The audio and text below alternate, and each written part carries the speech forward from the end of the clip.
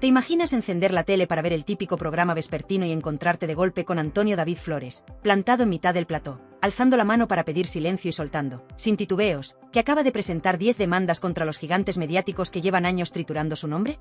Así arrancó todo, sin previo aviso, sin promo, sin música dramática, solo ese instante eléctrico en el que se hizo un silencio extraño, como cuando el público intuye que está a punto de estallar algo que no cabe en la escaleta. Primero habló despacio, casi con calma, enumerando cada demandado: Jorge Javier, Carlota Corredera, María Patiño, Kiko Hernández, Rocío Carrasco y el propio grupo televisivo. Después mostró un fajo de folios con el sello del juzgado de Málaga y dejó claro que no era atrezo. Aquí están las pruebas, hoy se acabó el circo. El realizador tardó 3 segundos en pinchar un plano corto de los presentadores, pero bastó para verles la mandíbula tensa. Por primera vez, quienes acostumbraban a dictar sentencias se convirtieron en noticia y presuntos responsables.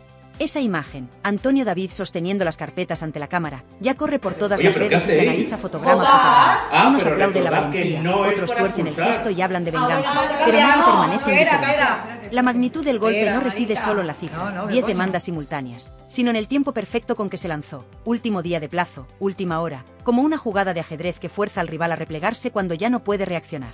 Nada improvisado, llevaba meses reuniendo recortes, vídeos, transcripciones, peritajes psicológicos y hasta informes médicos que certifican el desgaste emocional sufrido por su familia. Dicen quienes han visto parte del expediente que hay fragmentos inéditos, audios de producción donde se barajan titulares antes de verificarlos, correos electrónicos en los que se pactan enfoques sensacionalistas y guiones que describen, paso a paso, cómo presentar a Antonio David como villano sin matices. Esos papeles, hasta ahora guardados bajo llave, serán exhibidos en sede judicial. Imagínate el impacto. Los mismos programas que vivían de contar intimidades ajenas se verán obligados a explicar las suyas. Pero la escena del plató fue solo la chispa. El incendio se propagó al momento. En la redacción del programa saltaban los teléfonos, otros colaboradores recibían WhatsApps con un único mensaje: ¿has visto lo que acaba de pasar? Varios jefes de contenido convocaron reuniones de urgencia. Había que decidir si continuaban el directo o cortaban a publicidad para recomponer la escaleta. El público, mientras, empezaba a inundar redes con capturas del instante en que Antonio David pronunció las palabras mágicas: reparación, dignidad, limpiar mi nombre. Un hashtag con su apellido subió al primer puesto de tendencias en menos de 20 minutos. Quienes llevaban años esperando que hablara en terreno neutral se agarraron al móvil como si fuera un salvavidas. Quienes jamás creyeron su versión, pidieron el corte de señal por considerarlo apología de maltratadores. El país se partió en dos otra vez, pero esta vez con el factor sorpresa a favor del acusado. Mientras tanto, en las redacciones digitales de los principales diarios se formaba una cola virtual para consultar el punto exacto del BOE que fija los plazos de prescripción. Confirmaron que, en efecto, Antonio David había apurado hasta el último minuto. Ese detalle encendió un nuevo debate. ¿Se trata de una estrategia legal fría y calculada o de la única ventana que le quedaba a alguien que, durante años, fue juzgado en pantalla sin poder replicar? Los portales de noticias del corazón comenzaron a refrescar artículos antiguos, titulares que decían: Antonio David, hundido y sin defensa, Rocío Carrasco rompe su silencio, Sálvame desenmascara. Ahora esos textos adquieren otro peso, porque cada frase puede convertirse en prueba de parcialidad o incluso de injuria si un juez así lo estima. Nadie imaginaba, cuando se emitían aquellas tardes de linchamiento televisivo, que algún día esas palabras se leerían en un juzgado con toga y acta notarial. En las redes sociales aparecieron clips que muchos ya habían olvidado: presentadores soltando adjetivos demoledores, colaboradores bailando sobre la reputación de un hombre sin dejarle espacio de réplica, discusiones sobre su vida personal convertidas en espectáculo de sobremesa. La línea entre la información y el show quedó tan borrosa que hoy, vista en retrospectiva, provoca escalofríos. Se emitían diagnósticos psicológicos sin firma médica, se desmontaban testimonios de su hija en directo, se trivializaban informes de violencia sin juicio firme. Todo eso vuelve ahora en forma de boomerang legal. No tardaron en surgir teorías de conspiración, que si Antonio David estaría negociando su regreso a la televisión y las demandas son maniobra de presión, que si algún despacho poderoso le respalda para hundir a la productora rival, que si la inclusión de Rocío Carrasco es un movimiento para forzar un careo público y reventar audiencias. Pero la frase que más resonó fue la que pronunció una invitada en aquel mismo directo, visiblemente indignada: aunque le paguen millones, nadie le devuelve los años de escarnio. Esa idea caló hondo, porque remueve un miedo colectivo, el de descubrir que cualquiera puede ser triturado por el prime time. Si sobrevive, la única reparación sea un cheque que no cubre la humillación ni el daño emocional. En los despachos de abogados especializados en derecho al honor se habla ya de caso histórico. Si los jueces admiten íntegramente las demandas, cada programa tendrá que justificar cada palabra pronunciada, cada rótulo lanzado en pantalla, cada declaración sin contraste. Y si alguna sentencia da la razón a Antonio David, se abre una puerta nunca vista: la posibilidad de que la televisión, ese gigante que parecía intocable, tenga que empezar a responder ante la justicia por exceso de espectáculo. Productores y directores lo saben. Por eso, cuentan fuentes internas, algunos ya revisan hemerotecas para borrar rastros o preparar defensas. El miedo real no es la indemnización económica, sino el precedente, que se instaure la idea de que el plató no es territorio ajeno a la ley. En mitad de este huracán, Antonio David, dicen quienes le rodean, mantiene el teléfono en silencio. No contesta a productoras, no negocia exclusivas, no firma entrevistas. Sopesa cada paso con su abogado, el mismo que lleva años recopilando pruebas mientras los focos estaban en otro sitio. La estrategia es clara: hablar solo cuando toque y hacerlo donde la palabra pese de verdad, en el juzgado, lejos de los aplausos prefabricados y las encuestas de Twitter. Esa calma contrasta con el frenesí mediático y, paradójicamente, le otorga una autoridad que antes no tenía, la del que se permite esperar porque sabe que su munición son documentos, no tertulias. Así arranca esta nueva batalla, un plató que enmudece, 10 demandas sobre la mesa, rostros televisivos acostumbrados a dictar sentencia obligados ahora a preparar su defensa. Y la audiencia, por primera vez, preguntándose si el espectáculo de la lágrima fácil y la indignación al segundo podía tener consecuencias jurídicas reales. La bomba ha estallado, el ruido apenas empieza, lo único seguro es que, esta vez, nadie podrá cambiar de canal para esquivar el veredicto. Jorge Javier tardó menos de un minuto en reaccionar desde su propio plató de la tarde. Intentó un chiste para enfriar la tensión, pero la voz le temblaba esa décima de segundo que delata que no se domina la situación. Comentó que estaba muy tranquilo porque confiaba en su equipo jurídico, pero el público en casa pudo notar que no levantaba la vista del monitor de autocue. No es para menos, la demanda que le ha caído encima no es la típica reclamación de rectificación, sino un texto denso repleto de recortes, transcripciones y fechas concretas. Hay un pasaje especialmente incómodo en el que se reproduce, palabra por palabra, aquel editorial en el que él aseguró, mirando cámara, que Antonio David había destrozado la vida de Rocío Carrasco. La querella subraya que, en ese momento, no existía sentencia firme ni condena, y que la frase pudo condicionar la opinión pública. Para la televisión era un comentario más, para un juez puede ser una difamación de manual. Desde ayer, su mesa de redacción se ha convertido en una pequeña sala de crisis. Hay abogados pidiendo cintas de archivo, redactores buscando atenuantes y productores calculando cuántos minutos de publicidad se pueden vender con la siguiente exclusiva. Pero todo el mundo sabe que esta vez los anuncios no bastarán para tapar el agujero. Carlota Corredera, por su parte, apareció en sus redes durante la madrugada. Grabó un vídeo corto, ojos hinchados y voz pausada, diciendo que cree firmemente en la libertad de prensa y que confía en que la verdad prevalecerá. No mencionó ni una sola vez a Antonio David, quizá por consejo legal, pero tampoco se disculpó. Y esa es la parte que ha incendiado Twitter. Su nombre se ha convertido en la diana de un debate feroz entre los que la consideran paladín del feminismo televisivo y los que la señalan como arquitecta del mayor linchamiento mediático de la última década. Miles de usuarios rescatan fragmentos de su docuserie comentando gráficos de violencia de género. Otros contraponen audios donde la productora cuestionaba la salud mental de Rocío Flores. El termómetro de la red sube cada hora y nadie sabe cuánto daño reputacional puede infligir este huracán a quienes llevaban años instalados en el pedestal moral. Mientras tanto, María Patiño apareció en su programa matinal y, contra todo pronóstico, guardó silencio. Presentó los titulares del día, dio paso a la reportera de Sociedad y evitó cualquier referencia directa al asunto. Para muchos, ese mutismo es la confirmación de que se avecina tormenta de verdad. Cuando Patiño calla, algo grave sucede. En pasillo se comenta que su defensa girará en torno a la opinión amparada por la libertad de expresión, pero fuentes cercanas al bufete de Antonio David aseguran que tienen archivados más de 108 cortes en los que la periodista no opina, afirma. Frases categóricas como es un maltratador o todos los informes le apuntan sin mostrar dichos informes serán el eje de la estrategia demandante. Lo que en televisión vale para mantener la curva de audiencia, en un juzgado puede volverse un boomerang. Kiko Hernández reaccionó con su tono habitual, desafío e ironía. Aseguró que no piensa retractarse porque la realidad es la realidad y que si hay que ir a juicio, se va con la cabeza alta. El problema es que su realidad proviene de supuestas fuentes cercanas que nunca mostró. Uno de los puntos fuertes de la querella es un recuento económico. Cada minuto de Kiko arremetiendo contra Antonio David coincidió con bloques publicitarios millonarios. El abogado pretende demostrar que la productora ganó dinero directo con una narrativa que dañaba sin prueba alguna la reputación de su cliente. Si el juez admite esa correlación, la indemnización podría dispararse, y no solo para Kiko. También se abriría la puerta a exigir responsabilidades a la cadena por lucrarse con un linchamiento. Y luego está Rocío Carrasco, la figura que más conmoción provoca. Su inclusión en la lista de demandados ha fracturado a la opinión pública. Hasta ayer, ella era el símbolo de una causa social. Hoy, parte de la audiencia la ve como demandada por difamación. Sus abogados han emitido una nota escueta. Rocío Carrasco se ratifica en todo lo declarado y presentará pruebas documentales. Pero nadie ha explicado qué pruebas son esas. El equipo de Antonio David dice en voz baja que, si llegan, las recibirá con gusto. Por primera vez las verá bajo juramento y con derecho a rebatir. Lo que era monólogo televisivo se convertirá en diálogo judicial. Y eso cambia las reglas del juego. Detrás de las cámaras, los ejecutivos de la cadena calculan daños económicos. Un consultor ha deslizado la cifra de 5 a 8 millones de euros en posible responsabilidad civil, dependiendo de si se condena a reintegrar beneficios obtenidos mediante contenidos lesivos. Los anunciantes observan atentos. Ya hubo marcas que abandonaron programas cuando la presión social por el caso Rocío Carrasco alcanzó su clímax. Si la balanza legal se inclina en dirección opuesta, podría repetirse el éxodo, esta vez contra quienes llevaron la narrativa. Y el dinero asusta más que cualquier editorial. Pero el núcleo de la tormenta no está en platós ni en balances, está en la calle virtual, en esos foros y grupos donde la gente común celebra o condena lo que ve. Hay madres que en su día creyeron a Rocío Carrasco y ahora se sienten traicionadas. Hay mujeres que temen que un eventual triunfo judicial de Antonio David se use para minimizar casos reales de violencia de género. La polarización es total, y el sistema mediático se alimenta de ella, pero esta vez debe hacerlo con cuidado. Cualquier paso en falso podría sumarse al expediente.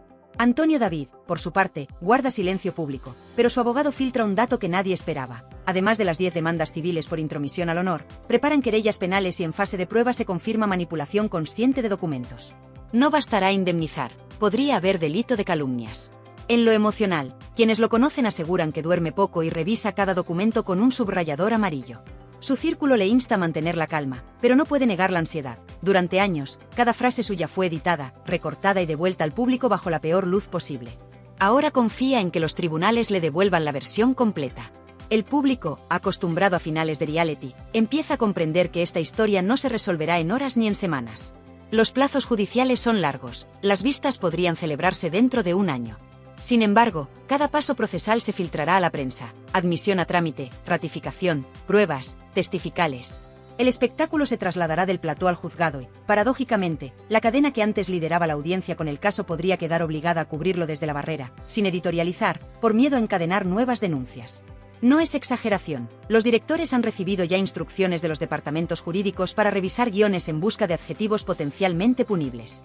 La calle, en medio, se pregunta por el alcance real de la palabra justicia. Si la legal coincide con la mediática, poco cambiará. Si diverge, se tambaleará la fe en la prensa espectáculo. Mientras tanto, hay un detalle que ilustra el vuelco. Las consultas a despachos especializados en derecho al honor se han disparado un 30% desde que estalló la noticia. Gente común que se vio difamada por redes o programas locales quiere saber si también puede demandar. Antonio David, sin querer, ha abierto una rendija por la que muchos planean asomar sus propias quejas.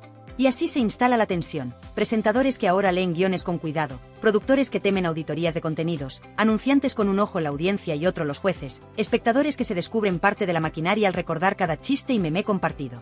La guerra ya no es de gritos en plató, ahora estalla en fríos documentos con sello judicial. Quien gane, cambiará las reglas de un negocio que creía ser intocable. Quien pierda, cargará con la etiqueta de haber querido jugar a ser tribunal y acabar sentado en el banquillo de los acusados. En los pasillos de Mediaset el ambiente huele a café recalentado y a inquietud. Nadie alza demasiado la voz por miedo a que cualquier frase termine citada en un escrito de ampliación de demanda. Se comenta que Recursos Humanos ha distribuido un recordatorio urgente. Los micrófonos ambiente del plató se activan mucho antes de que empiece la emisión y cualquier comentario captado sin darse cuenta podría acabar, editado y ampliado, en redes sociales esa misma noche. No es paranoia, ya ocurrió la semana pasada, cuando se difundió un vídeo donde un redactor, creyéndose sin cámaras, llamaba «loco perdido» a Antonio David. Ese clip circuló en Twitter acompañado de la etiqueta bullying televisivo y sumó 100.000 reproducciones en horas.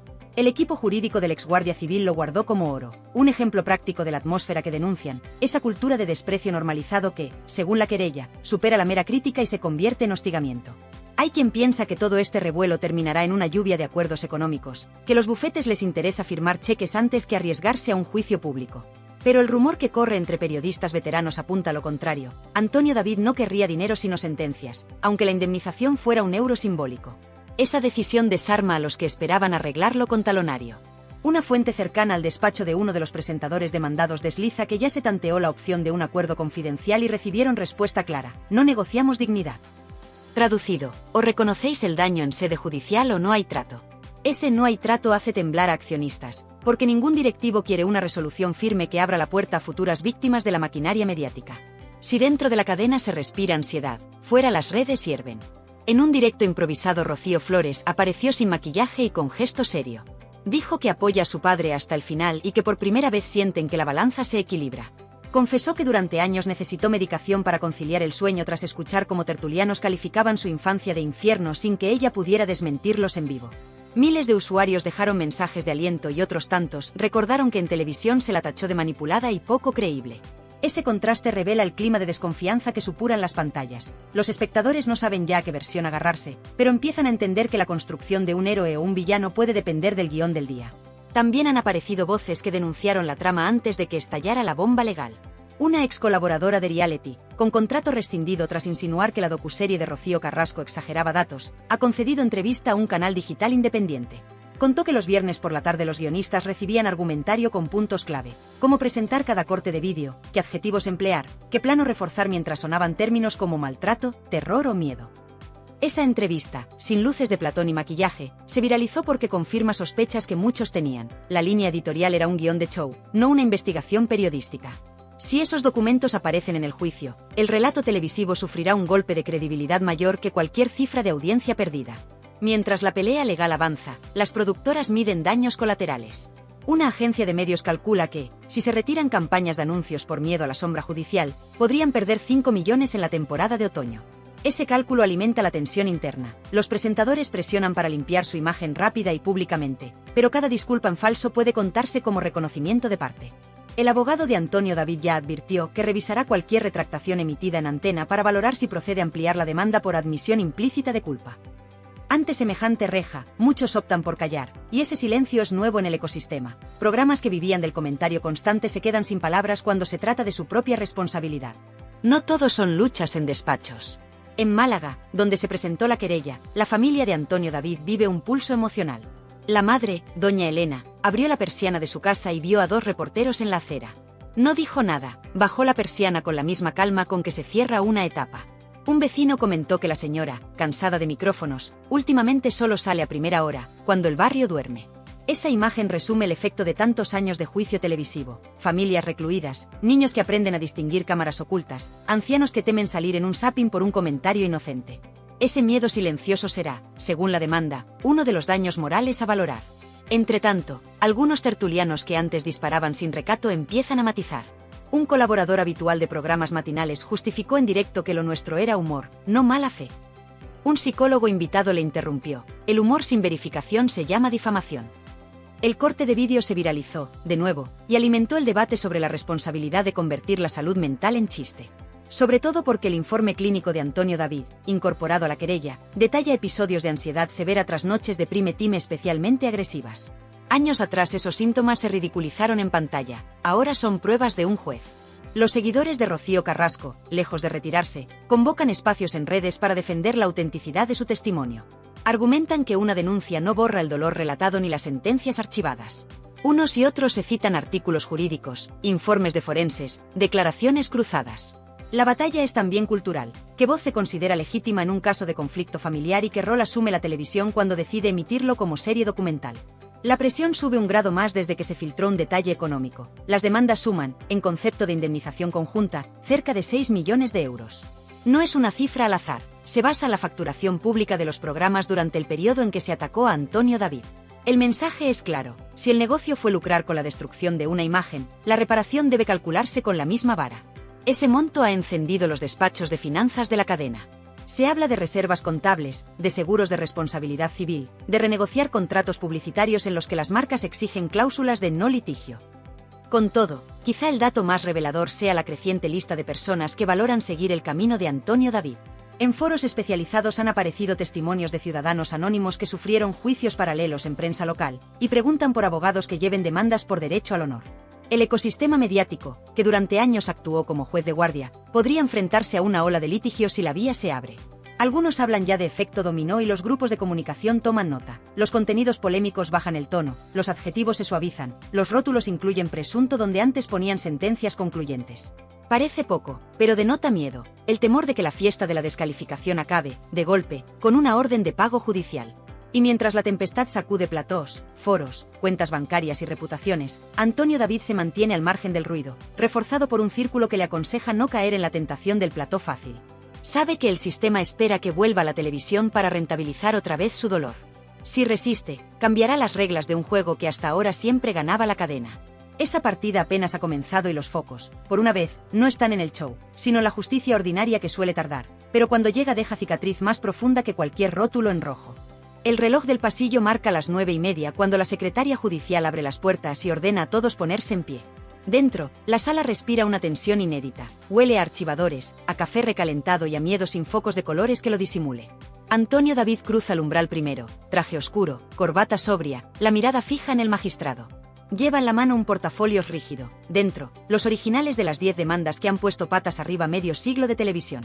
Entra detrás Jorge Javier, hombros rígidos dentro de un traje demasiado entallado. Lo sigue Carlota Corredera aferrada a un cuaderno como quien se agarra a una tabla de náufrago. Luego María Patiño, cuello hundido en la solapa. Y después Kiko Hernández, que intenta un mohín de seguridad hasta que descubre que no hay cámara que pueda salvarle de una declaración jurada. Rocío Carrasco llega la última, acompañada de su abogada, con paso lento y gesto firme. Por primera vez en años, su versión no se dirá entre aplausos de plató, sino frente a un estrado y bajo juramento. El juez lee en voz baja los nombres, confirma la identidad, recuerda que aquí no hay rótulos ni editoriales, solo hechos y responsabilidades. Antonio David mantiene la espalda recta. Jorge Javier mira al techo como buscando el teleprompter que nunca llegará. Carlota cuenta respiraciones para no descomponerse. Patiño entrelaza los dedos y los aprieta contra la madera. Hernández sostiene la barbilla en alto, pero las venas del cuello le delatan. Rocío Carrasco se sienta y acaricia un pañuelo que lleva bordado el nombre de su madre. Así, en silencio tenso, arranca la vista que puede cambiar para siempre las reglas de la televisión en España. Primero declara el perito caligráfico que autentificó los correos internos de producción. Explica que los guiones de varios programas contenían instrucciones lesivas, redactadas antes de que Rocío hubiera grabado la entrevista completa. La frase, deja a Antonio David sin defensa, que así subimos Are, aparece en un correo electrónico fechado una semana antes del primer prime time explosivo.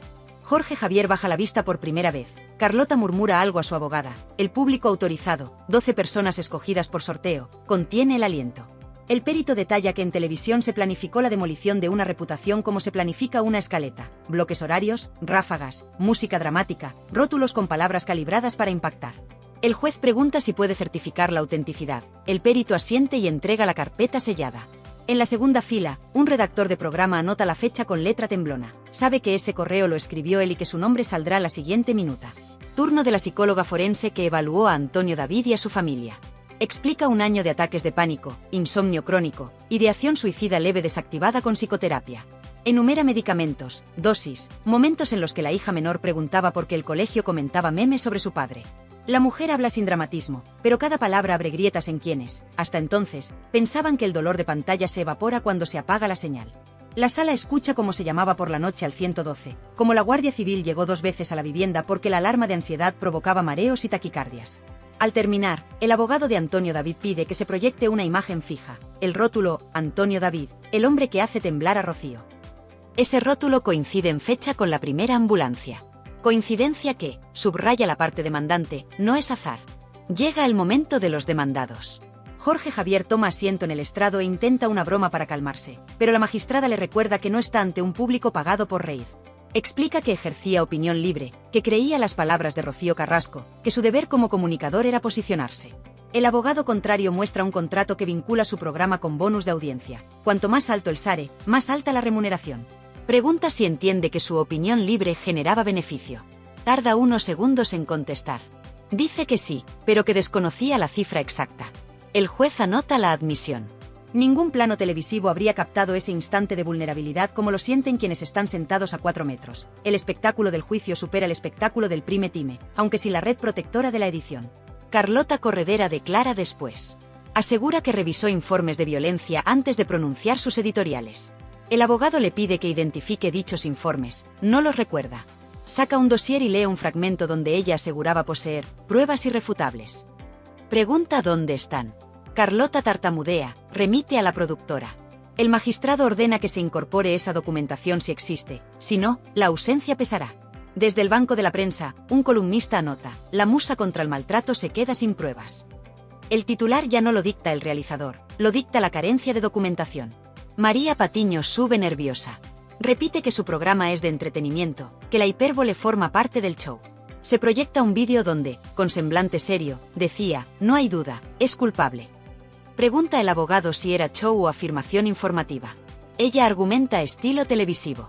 El perito lingüista, citado por Antonio David, explica la diferencia entre estilo hiperbólico y declaración categórica. Concluye que la frase no dejaba resquicio. La presentadora traga saliva. Antes, los aplausos del plató la ayudaban a redondear esas sentencias. Ahora solo hay silencio y el tecleo del secretario judicial. Kiko Hernández encara la acusación con el mentón alto. Le preguntan por una lista de apelativos: sinvergüenza, psicópata, delincuente. Él responde que se basaba en información publicada. Nuevamente piden las fuentes, no las trae. El abogado presenta un clip en el que Kiko afirma que la consulta de los informes psicológicos está en cualquier hemeroteca. La jueza advierte que, si no presenta documentos, su testimonio se abre a valoración negativa. Kiko se encoge. El plato fuerte llega con Rocío Carrasco. Su abogada solicita declarar a puerta cerrada. El juez lo deniega. La vista es pública y el honor a debatir también es público. Rocío se sienta y sostiene la mirada de Antonio David por primera vez sin intermediarios. Cuenta episodios de dolor, habla de su verdad, pero el abogado contrario replica con fechas, autos archivados y un informe de fiscalía que nunca avaló las acusaciones más graves. Rocío admite que su testimonio fue emocional, no judicial. El abogado pregunta si reconoce que parte del relato se dramatizó para impactar. Ella titubea, dice que se ajustó a sus sentimientos. El juez deja constancia. Esa ambigüedad pesa como una losa. A media tarde, la sala pasa a los testimonios de excolaboradores despedidos por discrepar de la línea oficial. Una redactora entre lágrimas describe cómo le ordenaron cortar declaraciones de tertulianos que defendían a Antonio David. Un becario aporta correos donde se cambiaba el orden de las intervenciones para dar sensación de unanimidad. El abogado de la cadena intenta objetar, pero el juez acepta las pruebas, demuestran manipulación editorial deliberada. Algunos periodistas en la bancada miran al suelo, el armazón del relato queda expuesto. Rocío Carrasco sabe que el juicio no ha terminado y que el veredicto puede vapulear su relato. En otro punto de la ciudad, Antonio David abraza a su hija que llora de alivio. Nunca antes habían sentido que alguien los escuchase sin música de violines detrás. Y en las redacciones de televisión, los guionistas tachan la palabra monstruo de futuros libretos y la sustituyen por acusado. Las audiencias piden espectáculo, pero el eco del juzgado recuerda que el espectáculo, cuando cruza ciertos límites, se paga caro. Sea cual sea la sentencia, la televisión española ya no podrá fingir que el honor ajeno es un decorado que se desmonta tras el directo. La última palabra la dirá un juez, no un presentador, y ese simple cambio de escenario es, para muchos, la mayor revolución mediática de los últimos 30 años.